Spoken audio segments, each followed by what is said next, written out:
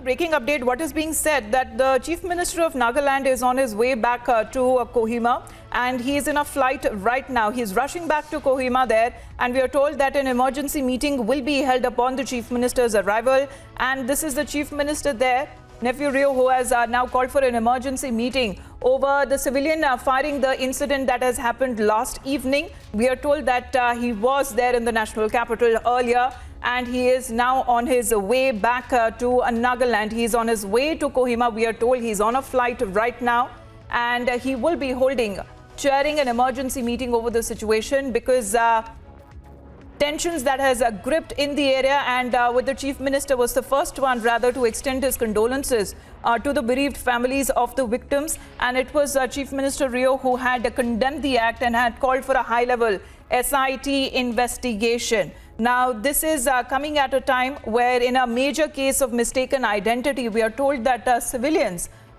who were killed in this incident at Mon in Nagaland, which is several kilometers away from Kohima, where this emergency meeting, we are told, will be chaired by the Chief Minister the minute he lands in Nagaland. Now, the incident has escalated when the villagers also, we are told, in the area had protested. And for more details on this, let me go across to my colleague Shavan, who's joining us on the broadcast. Shavan, you have been tracking this developments very closely. The SIT that is going to be formed to look into this entire matter, what exactly had gone wrong. And the authorities also telling us that this was perhaps the wrong intel that the forces had received as well. What more are you picking up from your sources, Shavan? Let me first start off with the latest update that I'm picking up from the Chief Minister's office, with whom we have been in touch for the last 1 hour or so now. In fact, we're given to understand that the Chief Minister has already left from the national capital, and he would be reaching Kohima anytime soon. After that, there would be a cabinet meeting that would essentially take place to take stock of the situation. Remember, the Chief Minister takes stock of the situation. Remember, the Chief Minister Rio has been in the national capital.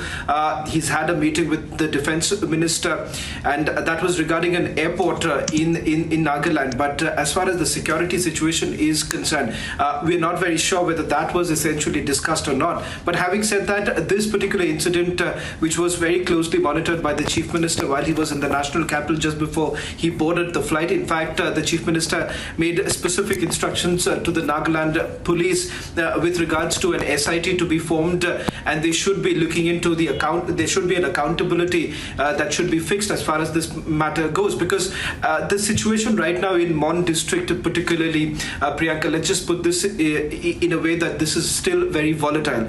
Situation has been brought under control, but what we are given to understand, the tempers are flying high, at least on the ground right now, given the fact that the villagers have basically been caught in this crossfire altogether. So there are innocent villagers who've lost their lives, and that is one of the reasons why for the state administration right now, it would become extremely important to basically control the situation as soon as possible.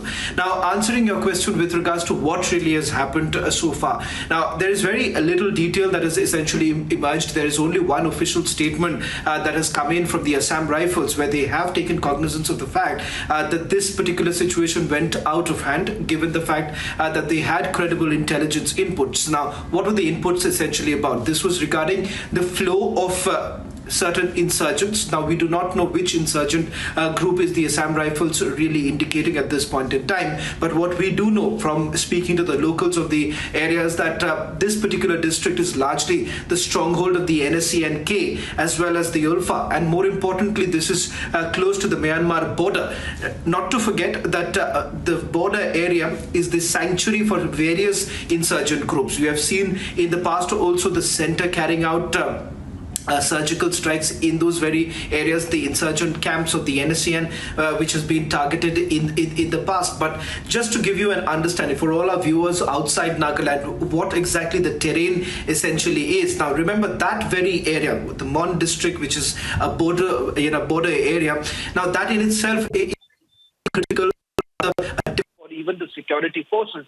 So it would be premature at this point in time to come to any sort of conclusion with regards to who exactly can be faulted as far as this matter is concerned. Because remember, for the security forces, for the army, they have been very clear about the fact that there were certain credible intelligence inputs and they could not perhaps let that go. That is the reason why an ambush was basically laid, and in that we're given to understand that it turned out that there were local villagers who were basically caught in this entire matter.